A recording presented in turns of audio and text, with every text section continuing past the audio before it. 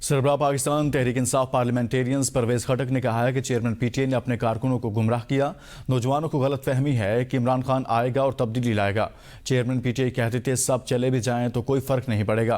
PTI मेरी वजह से थी, अब खैबर पख्तूनख्वा में लोग पीटीआई को छोड़कर जा रहे हैं। हम पीटीआई का सफाया और गरूर का सर नीचा करके दिखाएंगे। आपको गलत रास्ते पर लगाया गया है, आपको गलत फहमी है कि इमरान खान आएगा और नया पाकिस्तान बनाएगा। इमरान खान कहता है कि ये सब चले जाएं, मुझे कुछ फर्क नहीं पड़ता। और ये अगर समझते हैं कि तहरीक इंसाफ की वजह से मैं हूँ तो इनको बताओ, मैं इनको बताता हूँ कि तहरीक इंसाफ मेरी वजह से यहाँ आई है।